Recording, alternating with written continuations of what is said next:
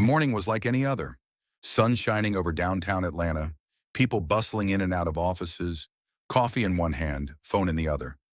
At the corner of Peachtree Street stood Belmore National Bank, tall and polished, with its glass doors reflecting the city's heartbeat. Inside, a woman in a sharp navy suit stepped through the entrance. Her heels clicked softly against the marble floor. Her posture was calm, confident. Her name was Dana Brooks, mid-40s, poised and composed. But no one here knew she was the CEO of a tech firm that had just landed a $200 million contract. Dana waited in line like everyone else, holding a deposit envelope. When she reached the teller's window, she offered a polite smile. "Good morning." The teller, a young white woman named Tricia, didn't return the smile. Her eyes briefly scanned Dana's face, then drifted to her clothes, her skin. "This line is for account holders only," Tricia said curtly. "I am an account holder," Dana replied, still calm. Tricia raised an eyebrow. "Are you sure? This bank only handles commercial accounts." "Not—" She stopped short, as if catching herself. Dana's smile faded. "I'm very sure. Can you check the name Dana L. Brooks in your system, please?" With a forced sigh, Tricia tapped her keyboard. After a few seconds, her eyes narrowed. "I don't see anything under that name." Dana leaned slightly forward. "Try Brooks Enterprises. It's under our business account." Tricia typed again, slower this time. Then there it was. Dana's company, not just in the system flagged as one of the bank's premier clients. But Tricia's tone didn't change. "I still need to see 2 forms of ID, she said stiffly. "And I'll have to get manager approval." "Why?" Dana asked, now less patient. "I've never needed manager approval before." Tricia shrugged. "Policy. Maybe your last teller didn't follow procedure." At that moment, a man in a gray suit across the lobby noticed the tension. He stepped out of his office, eyebrows raised. His nameplate read, "Branch Manager, Jonathan Reed." And what he heard next stopped him in his tracks. Jonathan's footsteps echoed as he approached the counter. "Is there a problem here?" he asked, voice calm but firm. Tricia straightened. "No problem, sir. Just verifying this woman's credentials before I allow any transactions. She claims to represent Brooks Enterprises." Dana turned to face him. "I am Brooks Enterprises. Dana Brooks." CEO, Jonathan blinked, recognizing the name instantly. He'd seen it many times on their priority client roster. His face tightened.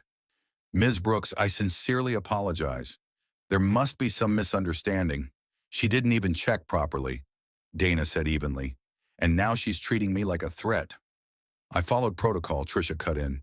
"She didn't look like, I mean—" Her words trailed off as Jonathan's expression grew stern. Dana crossed her arms. "Didn't look like what?" Jonathan turned to Tricia. "Step into my office. Now." Tricia hesitated, clearly caught off guard. "But I was just doing now," he repeated sharply. Dana watched as Tricia reluctantly followed him. Inside the glass-walled office, their silhouettes moved, Jonathan's hand gesturing firmly, Tricia's face alternating between confusion and defensiveness. Dana couldn't hear the words, but the energy was unmistakable.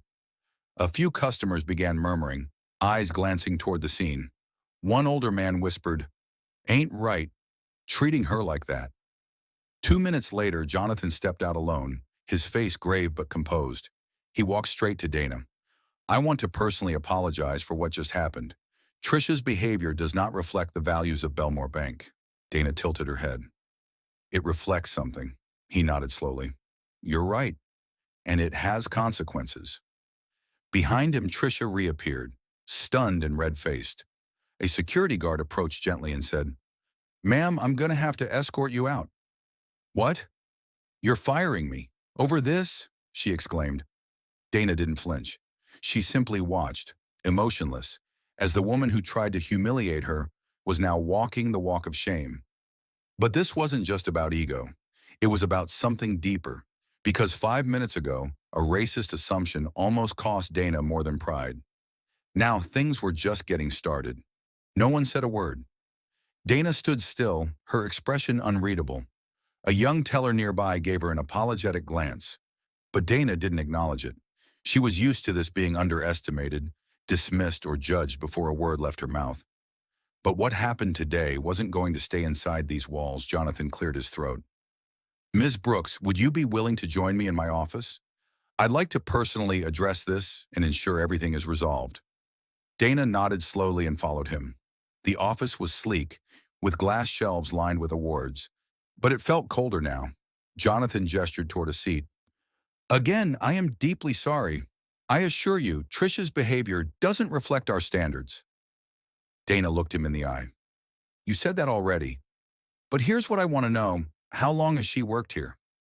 Jonathan hesitated. Almost 2 years. And how many complaints has she had? Dana asked calmly.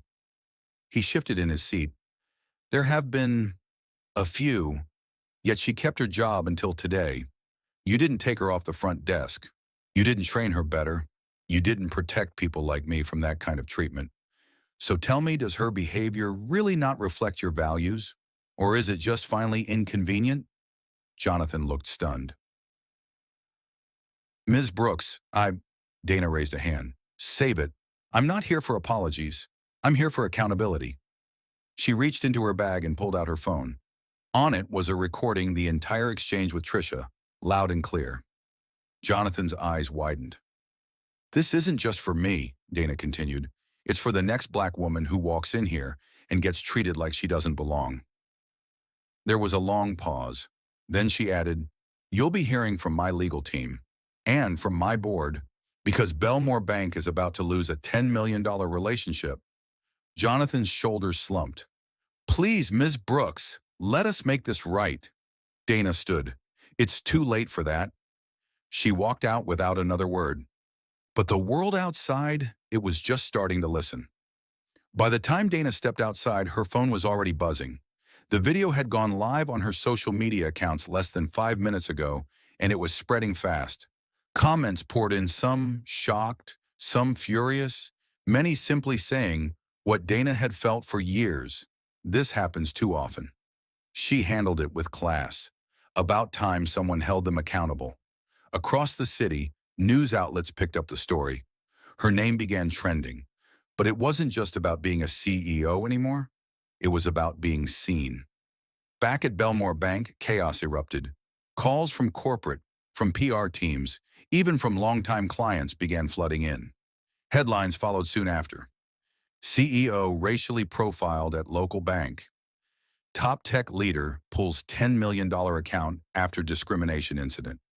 Dana, meanwhile, wasn't interested in the attention. She sat quietly at her office window, watching the city move, sipping coffee, her phone on silent. What mattered more than headlines was change.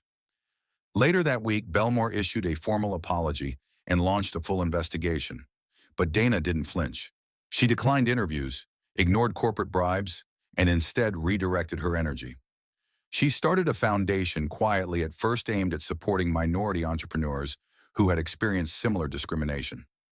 The first grant it awarded? To a 19-year-old black woman who'd just been denied a small business loan at the same bank. 3 months passed. Then one morning, Jonathan Reed appeared at Dana's office unannounced. He didn't come to beg for the account back. He came to resign. I should have done more, he said, standing in her lobby with his head down. And I'll carry that shame. Dana didn't offer comfort, but she nodded. Then carry it well, and let it change something. As he left, she looked at the framed quote on her wall her father used to say when she was a kid.